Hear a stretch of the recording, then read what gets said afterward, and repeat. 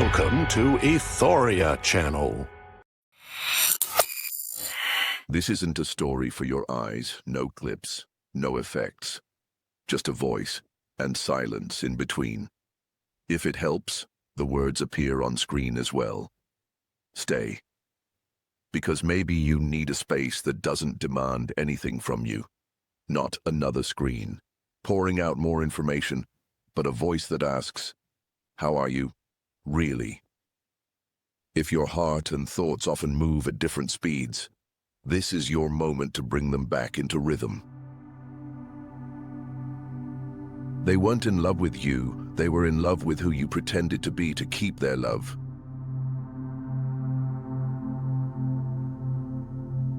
That's not love. That's rehearsal. This is the episode that finally made you feel seen. Subscribe now. You're not watching a video. You're starting a new way of being. Previously on the Archaeology of Self. In the first part, we discovered who we are. In the second, we excavated our authentic layers. In the third, we learned strategic, disappearing to protect our truth. In the fourth, we integrated our shadow to become complete.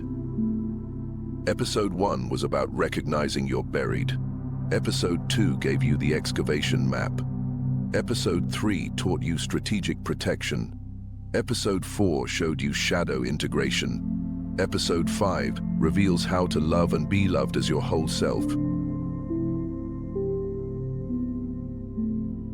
You've done the work, you know who you are. You've integrated your shadows, you've learned to protect your authenticity. But here's what nobody tells you about becoming whole. The people closest to you might not want you to change, because authentic relationships aren't just about finding the right person. They're about being willing to be the wrong person for everyone who can't handle your truth. Here's the most confronting truth about love. The people you're most drawn to are often emotional mirrors, reflecting back not just your beauty, but your unhealed wounds. Who you love most reveals where you're still incomplete. Meet Aaliyah. After years of shadow work and personal excavation, she felt confident, integrated, authentic. Then she started dating Omar. Within weeks, she was people-pleasing again, suppressing her opinions, performing the easy girlfriend role she thought she'd outgrown. "I don't understand," she told her therapist. "I know who I am. Why do I become someone else in relationships?" Because knowing yourself in solitude and being yourself in intimacy are two completely different archaeological sites. Most people don't relate. They audition. Here's what relationship archaeology reveals. Every connection is a mirror, showing you exactly where your integration is real and where it's still just theory. Dr. John Gottman's research shows that 69% of relationship conflicts are perpetual. They never get resolved. But here's what Gottman didn't say. Most relationship conflicts aren't about the relationship. They're about unexcavated parts of yourself that intimacy brings to the surface. Episode Mantra. I am not loved for who I pretend to be. I am loved when I dare to be complete. Stop now. Look into your own eyes and ask, in my closest relationships, am I being loved for my performance or my presence?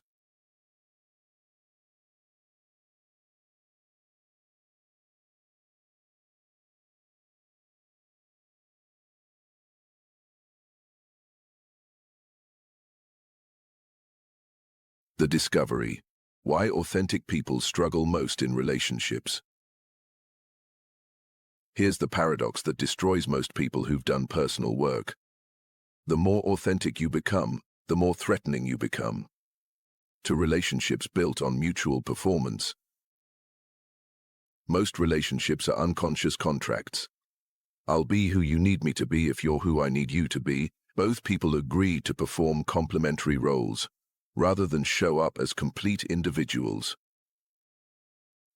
But when one person starts excavating their authenticity, the entire contract becomes void. Consider the psychology of authentic attachment. Traditional attachment theory talks about secure, anxious, and avoidant styles. But there's a fourth style that psychology rarely discusses: authentic attachment. The ability to bond deeply while maintaining complete selfhood. Dr. Sue Johnson's work on emotionally focused therapy reveals most people confuse intimacy with fusion. They think love means becoming one person, instead of two complete people choosing each other. Authentic attachment is different. It's the capacity to be fully yourself while fully present to another. Love without loss of self. Connection without compromise of authenticity. Think of Kenji, who discovered through shadow work that he was naturally introverted and highly sensitive, but his entire dating history was with extroverted women who needed him to be social and outgoing. He kept choosing people who required him to perform the opposite of his authentic nature. I realized I wasn't attracted to these women, Kenji reflected. I was addicted to the familiar feeling of having to earn love by being someone else. This is relationship archaeology at its most revealing. We don't just attract what we want. Authentic self in a world that rewards performance. You've excavated the parent imprint. How your attachment style carries the signature of your earliest caregivers isn't just about your childhood. It's about how you unconsciously recreate those early dynamics in every intimate relationship. If love meant performance in your family, you'll be attracted to people who require performance.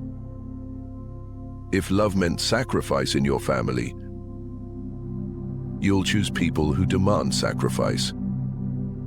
If love meant conditional approval in your family, you'll seek partners who withhold approval until you earn it. But here's where it gets psychologically complex. Your authentic self knows this is dysfunction. So you do the personal work, heal the wounds, integrate the shadows. You become genuinely authentic. Then you try to love from this new place, and everything falls apart.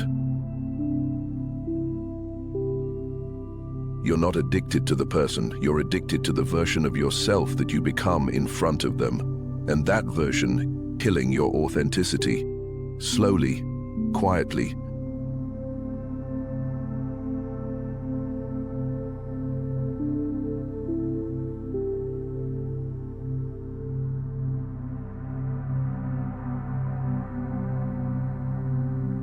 Because authentic people are existentially threatening to people who live in performance mode. Your genuine expression makes their performance visible.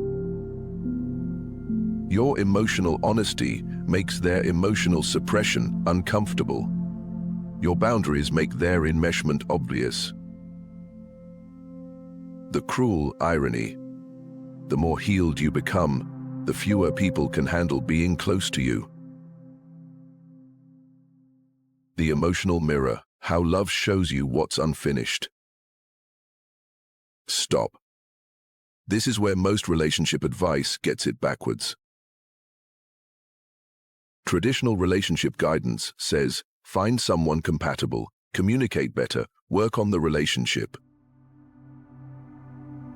Relationship archaeology says, the person you're most attracted to is showing you exactly what you need to excavate in yourself. Here's the psychological truth. You don't fall in love with people, you fall in love with how they make you feel about yourself. And how they make you feel about yourself is always connected to some unhealed aspect of your psyche. Consider the neuroscience of romantic attraction. Dr. Helen Fisher's research shows that passionate love activates the same brain regions as addiction. You're literally getting a neurochemical high from someone who represents something missing in your own psychological integration.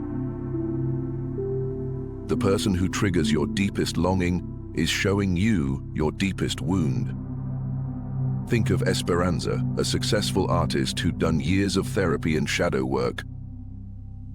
She felt confident, creative, autonomous. Then she met David, an emotionally unavailable professor who gave her attention in small, unpredictable doses.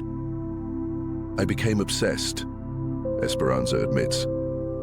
I knew he was wrong for me, intellectually, but emotionally I couldn't let go. I'd analyze his texts for hours, wondering if he really cared. Through relationship archaeology, Esperanza discovered that David's emotional unavailability perfectly recreated her relationship with her father, a brilliant but distant man who gave love conditionally and sparingly.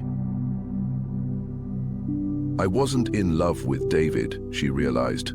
I was in love with the fantasy that if I could win his consistent love, I could finally heal the wound of never feeling worthy of my father's attention. His is the wound echo, how we unconsciously choose partners who confirm our original trauma, hoping this time will be enough to change the outcome. But here's the deeper archaeological truth. The wound isn't the problem. The problem is believing that someone else's love can heal what only your own integration can heal. Dr. Harville Hendrix's imago therapy reveals we're attracted to people who carry both the positive and negative traits of our primary caregivers. We're unconsciously seeking to heal our childhood wounds through adult relationships. But authentic relationship archaeology goes deeper. You're not just seeking to heal old wounds. You're seeking to complete your own psychological development through intimate connection. The person you're most drawn to represents the parts of yourself you haven't integrated yet. Attracted to someone's confidence? You probably haven't fully owned your power. Fascinated by someone's emotional expression? You might be suppressing your feeling nature. Drawn to someone's independence? You may need to develop your autonomy. Captivated by someone's vulnerability? You might be avoiding your own softness. This doesn't mean the attraction is wrong. It means the attraction is information about your next phase of psychological evolution. The mirror bond shows you. This person reflects back exactly what you need to excavate in yourself to become complete. The archaeology of connection, 5 types of authentic bonds. Just as previous episodes mapped layers and types, Episode 5 maps the 5 fundamental types of authentic connection that develop when you love from wholeness rather than woundedness. Type 1, the mirror bond, relationships that show you your unintegrated aspects.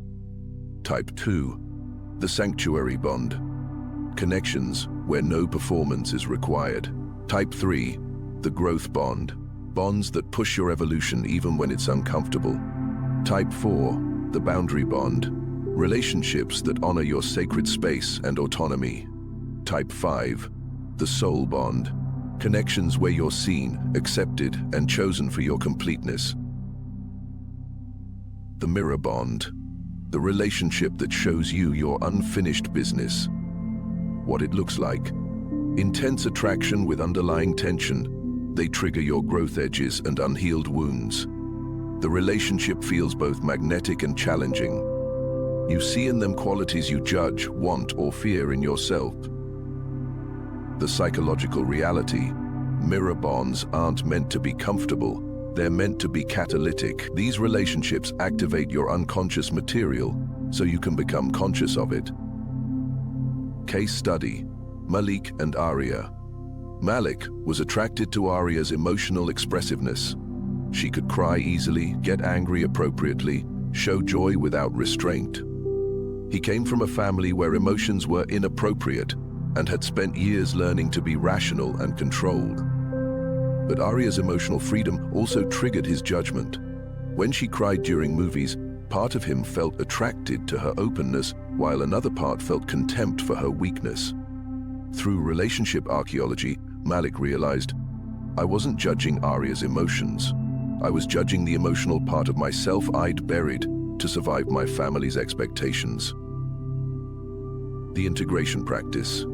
Instead of trying to change Aria or suppress his reactions, Malik began excavating his own emotional shadow. As he integrated his feeling nature, his attraction to Aria's emotionality became appreciation rather than obsession. The mirror bond truth. What you judge most in your partner is often what you've disowned most in yourself. What you're most attracted to in them is often what you need to develop in yourself. Shadow integration tool. The mirror excavation. When triggered by your partner, ask, what quality in them am I judging, and do I have this quality in a suppressed form? What am I attracted to in them that I haven't developed in myself? How is this person showing me my next phase of psychological integration? Master level. You can appreciate your partner's differences without needing to possess them or judge them. You use the relationship as a mirror for self-discovery rather than self-definition. Mirror bond equals the catalytic connection that shows you your unfinished business. The sanctuary bond. The relationship where you don't have to perform. What it looks like. You feel more yourself in their presence, not less. No mask or persona is required. Your authentic quirks and complexities are welcomed. Silence is comfortable, not something to fill. The psychological reality. Sanctuary bonds provide what psychologists call secure base functioning, a relationship where your nervous system can fully relax because acceptance is unconditional. Case study, Zara and Jin. Zara had spent her life being the strong friend, always composed, always helping others, never showing vulnerability. With most people, she felt pressure to maintain this role. But with Jin, something different happened.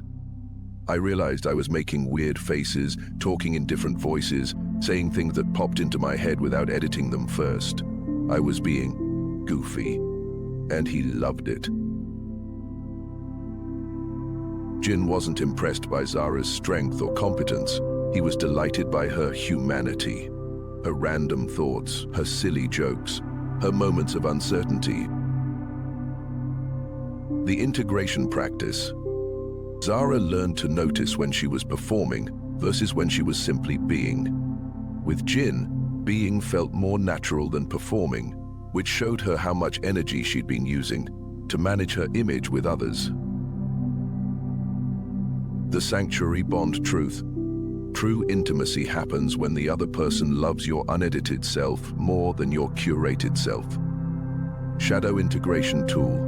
The authenticity barometer. Regularly check in. Am I being myself or playing myself in this relationship? What parts of myself do I feel safe to show here that I hide elsewhere? Does my energy increase or decrease after spending time with this person?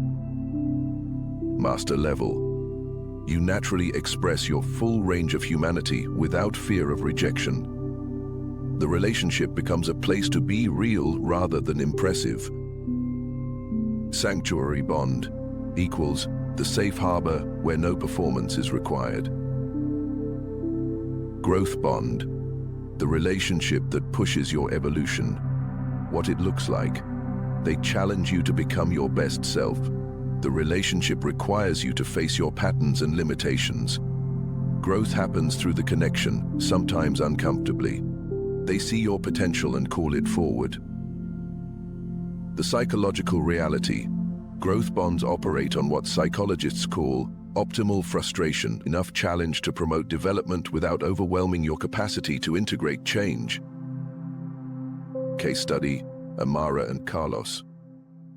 Amara was conflict avoidant, always choosing peace over truth. Carlos was direct and honest, unwilling to pretend problems didn't exist. Initially, this felt overwhelming to Amara. He would bring up issues I wanted to ignore. He'd ask me direct questions about my feelings when I preferred to keep things surface level. Part of me wanted to run, but Carlos wasn't being deliberately difficult. He was modeling emotional honesty and healthy conflict navigation. His willingness to have difficult conversations created space for Amara to develop her capacity for authentic communication. The integration practice. Instead of trying to change Carlos or avoid challenging conversations, Amara began practicing what she called courageous honesty, saying what she really felt even when it was uncomfortable. The growth bond truth. The right person doesn't just accept you as you are. They love who you are becoming. Shadow integration tool. The growth edge identification. Monthly relationship check-in. What is this relationship asking me to develop in myself? Where am I being invited to grow beyond my current limitations? What patterns or behaviors is this connection helping me evolve? Master level. You welcome the growth challenges that intimate relationships bring rather than avoiding them. You see conflict and discomfort as information about needed development. Growth bond equals the evolutionary pressure that calls forth your best self. The boundary bond. The relationship that honors your sacred autonomy. What it looks like. Your individual space and needs are respected. No enmeshment or loss of separate identity. They support your independence rather than requiring dependence. Healthy space enhances rather than threatens the connection. The psychological reality. Boundary bonds are based on what Dr. Terry Real calls differentiation, the ability to maintain selfhood while staying connected to another. Case study, Ravi and Eleanor. Ravi was naturally introverted and needed significant alone time to recharge. In previous relationships, partners had interpreted this as rejection or lack of love. Eleanor was different. When I told Elena I needed a weekend alone to recharge, she said, "That sounds perfect. I've been wanting to visit my sister." She didn't take my need personally or try to convince me to include her. Elena understood that Ravi's autonomy enhanced their relationship rather than threatening it. His ability to care for his own needs meant he could show up more present and engaged when they were together. The integration practice, both Ravi and Eleanor practiced what they called conscious autonomy, clearly communicating their individual needs and supporting each other's independence. The boundary bond truth. Healthy love multiplies individual wholeness rather than requiring the sacrifice of selfhood. Shadow integration tool. The autonomy assessment. Weekly practice. What individual needs do I have that I'm afraid to express? How can I support my partner's independence rather than requiring their dependence? Where am I losing myself in this relationship versus finding myself? Master level. You can be deeply connected while maintaining complete individual integrity. Your love enhances rather than compromises each person's authentic self-expression.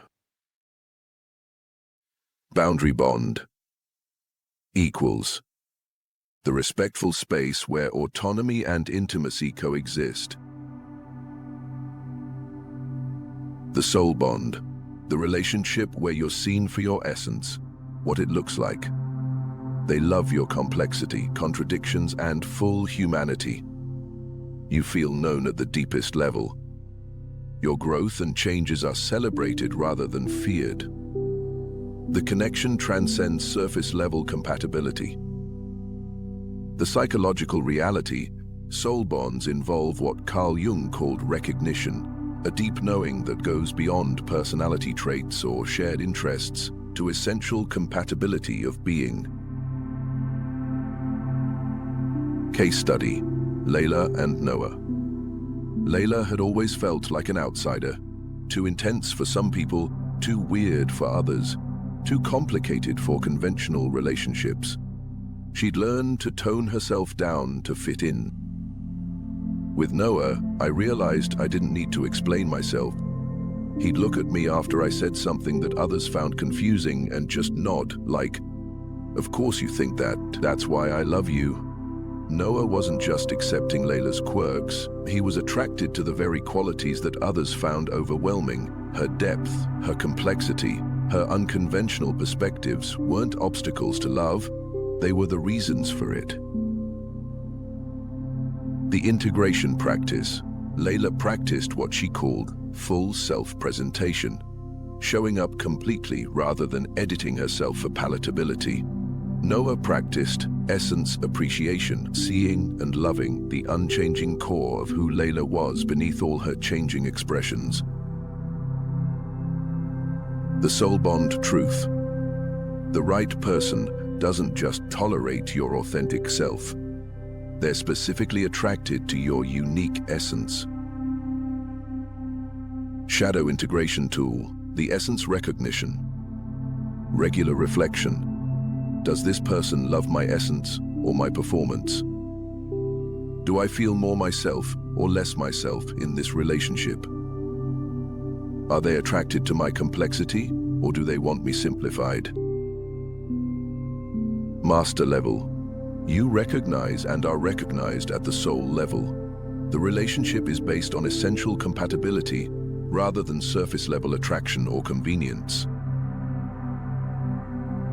Soul bond equals the deep recognition where essence meets essence.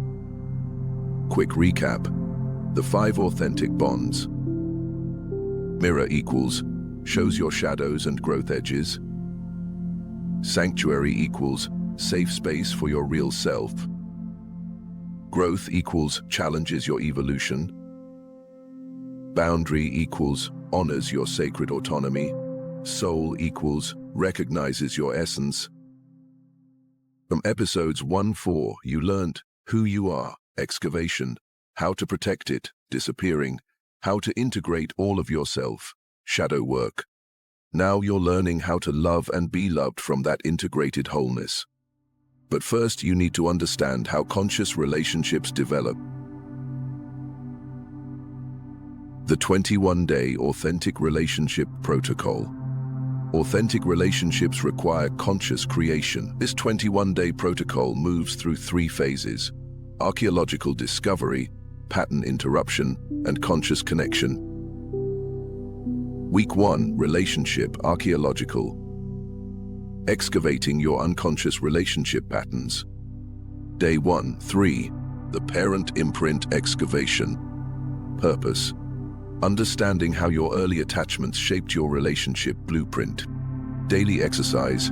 Each day, focus on one primary caregiver. Day 1, Mother's primary caregiver. How did they show love? What did love require? Day 2, Father secondary caregiver. What were their emotional patterns? What did they need from you? Day 3, Family system. What were the unspoken rules about emotions, boundaries, conflict? Reflection questions. How do I recreate these dynamics in my adult relationships? What did I learn love meant from watching my parents? What performance did I develop to earn love in my family? Day 4-5. The Wound Echo Identification. Purpose: recognizing how past wounds influence current attractions. Exercise: list your last 3-5 significant relationships or attractions. For each, identify what initially attracted you to them. What patterns of conflict emerged? How did the relationship's attraction end, or why didn't it develop? What wound from your past did this person's behavior trigger?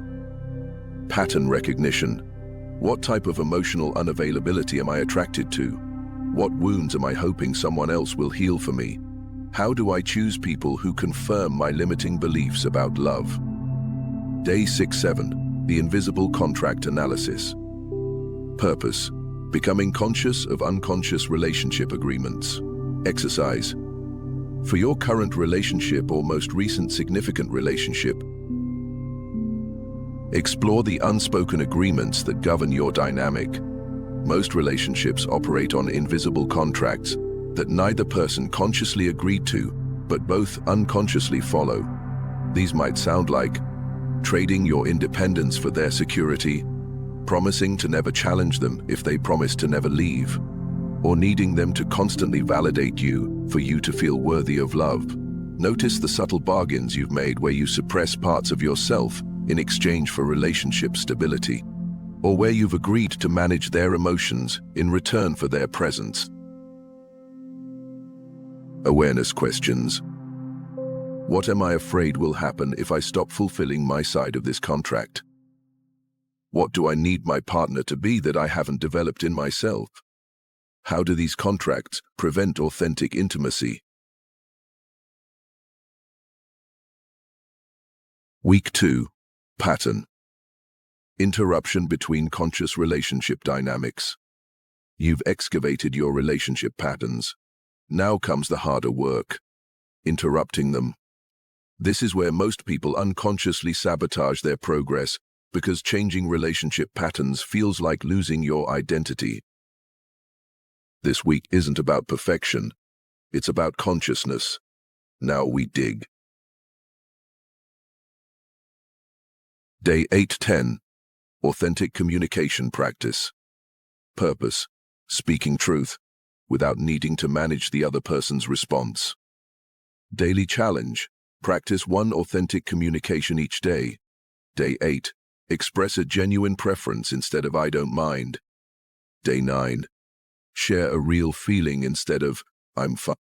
Day 10. State a boundary instead of silently tolerating. Integration tool. After each authentic communication, notice: what did I fear would happen if I said this? How did my partner actually respond versus my feared response? How did authentic expression affect my energy and self-respect? Day 11-12. Projection reclamation. Purpose: taking back qualities you've projected onto your partner. Exercise: identify 3 qualities you most admire in your partner and 3 qualities that most trigger you. For each, ask, do I have this quality in an undeveloped or suppressed form? How can I develop the positive qualities I see in them? How can I integrate the shadow qualities that trigger me? Day 13-14. Codependency interruption. Purpose: distinguishing between care and caretaking, love and control. Practice. For 2 days, notice every time you try to manage your partner's emotions, take responsibility for their problems, make decisions based on their potential reaction rather than your authentic truth, need them to change for you to be happy. Each time you notice these patterns, pause and ask, what am I afraid will happen if I don't manage this? How can I love them without controlling them? What would caring look like without caretaking? Week 3. Conscious connection. Building relationship from wholeness rather than woundedness. You've identified your patterns and practiced interrupting them. This final week is about consciously creating connection from your integrated self rather than your wounded parts. Remember, you can't love someone you need. You can only love someone you choose. Day 15-17. Wholeness-based relating. Purpose: connecting from your completeness rather than your need. Daily practice.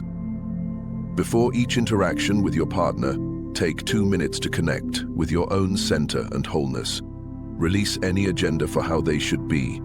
Set the intention to see and love them as they are, not as you need them to be. Conscious loving questions. How can I love this person without needing them to love me back in any specific way? What would I express if I weren't trying to get a particular response? How can I give to this relationship from overflow rather than emptiness? Day 18-19. Essence recognition practice.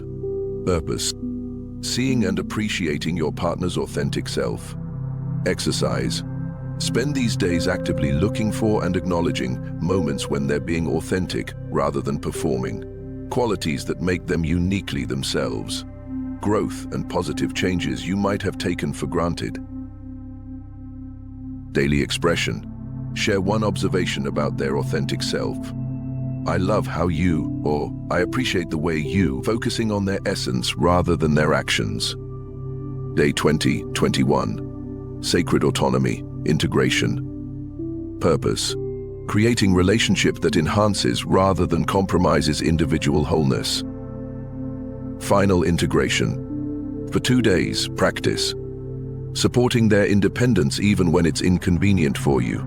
Expressing your needs clearly without trying to control their response. Maintaining your own interests, friendships, and individual growth. Creating space for both connection and autonomy. Relationship charter creation. Together, if possible, create what relationship archaeologist Dr. Esther Perel called a relationship charter. Conscious agreements about how you'll handle conflict, how you'll support each other's individual growth, what you're each responsible for in the relationship, how you'll maintain both intimacy and autonomy. The alchemy, what emerges from authentic relating. When you begin relating from wholeness rather than woundedness, the entire quality of connection transforms. This isn't just about having better relationships, it's about becoming a different kind of person in relationship. The energy transformation, neediness becomes preference, jealousy becomes appreciation, control becomes trust, performance becomes presence, emotional reactivity becomes conscious response. Consider the transformation of Asha and Jamal, who practiced conscious relating for 8 months. Before conscious relating, Asha was chronically insecure, constantly seeking reassurance. Jamal was emotionally withdrawn, avoiding conflict and deep conversations. They had the same fights repeatedly without resolution. Both felt loved conditionally, based on being easy for the other. During the process, Asha began addressing her insecurity through shadow work rather than demanding constant validation. Jamal learned to express his feelings in real time rather than withdrawing and exploding later. They started having messy conversations that led to actual understanding. Both practiced loving the other's authentic expression, even when it was inconvenient. After integration, Asha felt secure in herself and could appreciate Jamal's independence. Jamal felt emotionally safe and could share his vulnerabilities without fear. Conflict became information rather than threat. They felt loved for who they were, including their difficult aspects. Asha's reflection: we used to love each other's potential and tolerate each other's reality. Now we love each other's reality and support each other's potential. The intimacy revolution. When both people show up authentically, intimacy deepens exponentially. Because you're sharing real self with real self, rather than persona with persona. True intimacy includes your shadows, your growth edges, your weird thoughts, your changing moods, your inexplicable preferences. It's being loved not despite your complexity but because of it. The growth acceleration. Authentic relationships become contexts for accelerated personal development because you're getting real-time feedback about your unconscious patterns from someone who sees you clearly. The freedom expansion. Paradoxically, relationships that honor authenticity create more freedom, not less.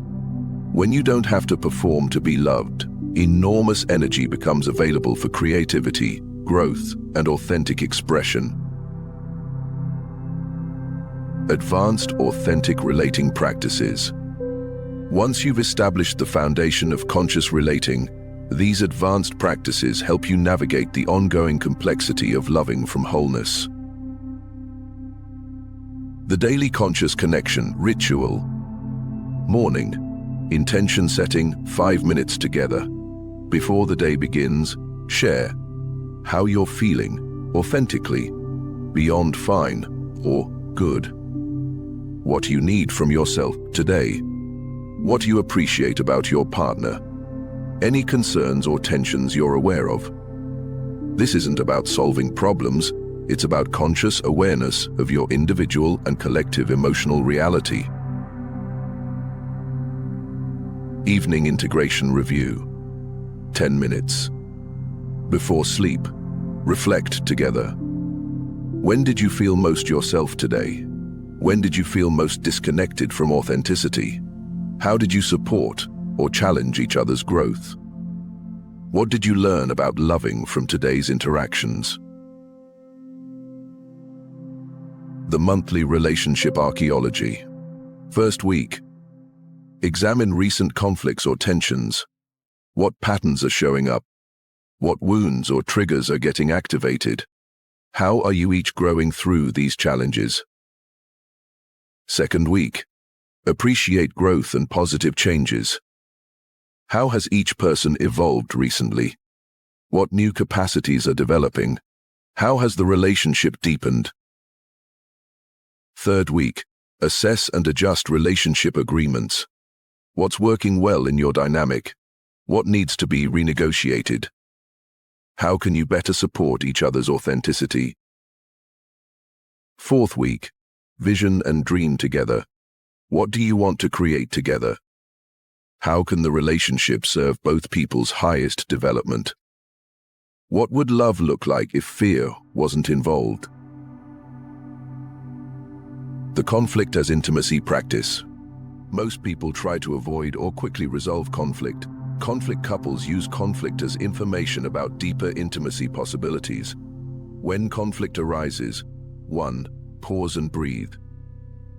Get centered in your own body before responding. 2. Identify the deeper need. What is each person really asking for beneath the surface complaint? 3. Share the vulnerable truth.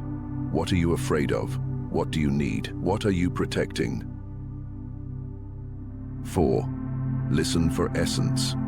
What is your partner's core self trying to express? 5. Find the gift. How is this conflict showing you where more love is possible?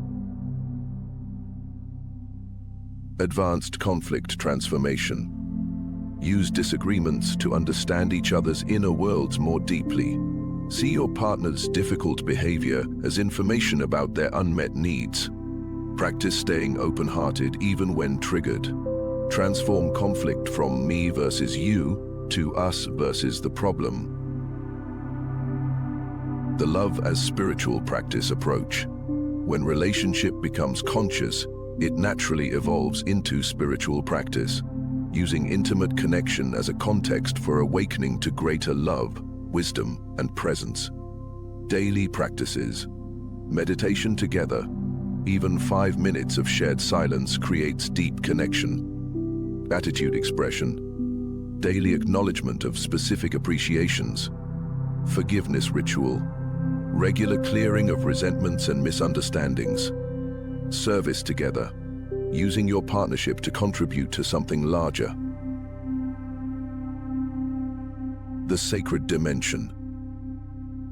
Conscious couples often discover that their relationship becomes a sacred container for each person's spiritual development.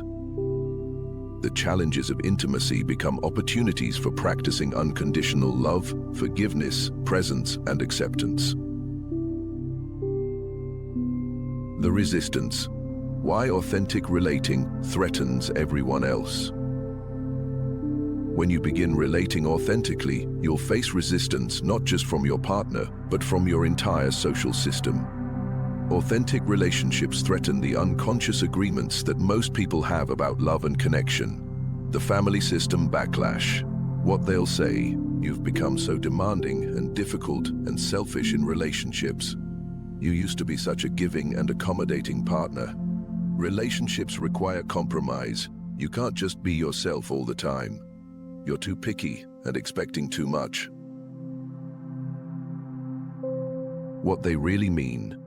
Your authentic relating is showing us how unconscious and performance-based our own relationships are, and that's uncomfortable. Your response. I'm learning to love and be loved for who I really am rather than who I pretend to be. That creates deeper intimacy, not less. The couple friends disruption. What happens? Other couples become uncomfortable around your authentic relating because it highlights the performance in their own relationships. What they'll do. Make jokes about your intense communication. Try to pull you back into surface-level couple socializing. Express concern that you're over-analyzing your relationship. Distance themselves if you don't return to unconscious relating. The integration response. Find other couples who are also committed to conscious relating. Your authentic relationship will naturally attract other people interested in depth over surface. The dating pool elimination. What you'll discover: as you become more authentic, you become incompatible with most people who are still operating from unconscious patterns. What this means: fewer dating options but higher quality connections. Quicker recognition of incompatibility, which is actually efficient. Attraction to people based on essence rather than surface traits. Natural filtering for people capable of real intimacy. The truth: authentic relating eliminates quantity but multiplies quality. You'd rather be single and whole than coupled and performing. The performance withdrawal syndrome. What your partner might experience. If they're used to your performance, your authenticity might initially feel like rejection or abandonment. Common reactions. You don't love me anymore because you're not people-pleasing. You've changed because you're not suppressing your real feelings. You're being selfish because you're expressing your needs. This relationship is too much work because consciousness requires effort. The compassionate response: I love you more now because I'm loving you as myself rather than as who I thought you needed me to be. This is more intimate, not less. Your authentic relationship conclusion. You came to episode 5 wondering how to love without losing yourself. You're leaving with the understanding that authentic love requires being completely yourself. Like any archaeological expedition, relationship archaeology reveals most of what you thought was love was actually unconscious contracts based on mutual performance and wound healing. Here's what you've excavated about authentic relating. Love from wholeness, not woundedness. Your partner can't heal what only your integration can heal. The 5 types of authentic bonds: mirror, sanctuary, growth, boundary, and soul connections. Emotional mirrors show your unfinished business. Who you're attracted to reveals what you need to develop authentic attachment. Deep connection without loss of self. A 21-day conscious relating protocol, from pattern recognition to conscious creation. The archaeological truth about love. You can't love someone you need. You can only love someone you choose from your completeness. What to do right now? 1. Identify which bond types exist in your current relationships. 2. Practice the mirror excavation. Use your triggers as information about your shadows. 3. Begin authentic communication. Express truth without managing responses. Stop now and ask yourself one question. In my closest relationships, am I being loved for my performance or my presence?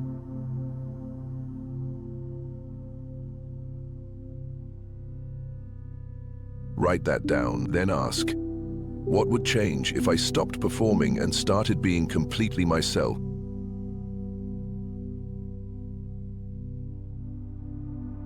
If you're ready to build at least one authentic relationship in your life, comment below with just one word: mirror, sanctuary, growth, boundary, or soul, whichever bond type calls to you most.